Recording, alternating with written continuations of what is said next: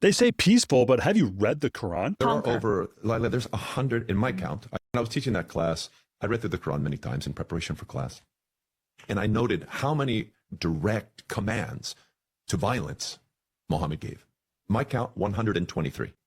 123 explicit commands to do violence to those who resisted the advance of Islam, and particularly to Christians, including details on how to kill us. Stab them in the neck. I mean, this is one of his commands. It's not a coincidence that many people, for instance, in England, who have suffered Islamic violence, have been stabbed in the neck. People go, oh, they got stabbed in the neck because the person was crazy. Actually, he was just following Muhammad's commandments. What do you make of moderate Muslims? Because obviously, we had Bill Asaley on the show recently. He's a California assemblyman, really solid guy. He's quoting Mother Teresa, in our interview.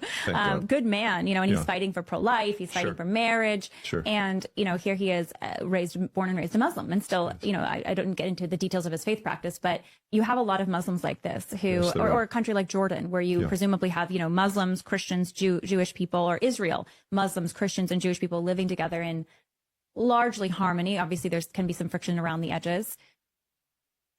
I'm not sure I would describe the coexistence of Christians, Muslims, and Jews in the Middle East as largely in harmony. I mean, 123 commands to violence. I mean, that's not a radical interpretation. That's the text itself. When people commit acts of terror in the name of Islam, they're not twisting Muhammad's words. They're just obeying them.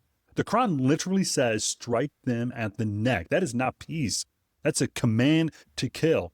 And yet the world keeps calling Islam a religion of peace. That's the lie of modern tolerance, pretending truth doesn't exist so no one gets offended. But the truth doesn't care about your comfort. You can't sanitize scripture that calls for violence. Now, let me say clearly, and I want you to hear me clearly. Not every Muslim is violent. Many are kind. Many are moral. Many are sincere. But sincerity doesn't equal your salvation. Peace doesn't come from religion. Peace comes from Jesus. Muhammad taught domination. Jesus taught deliverance. One built a kingdom with bloodshed. The other built a kingdom by shedding his own blood to save his enemies. That's the difference between Islam and the gospel. So, church, stop being afraid to tell the truth. We're not called to hate Muslims. No, we're called to love them enough to confront the deception, the deceiver, the enemy. Subscribe, share, and stand bold in truth, because silence in the face of lies is not love.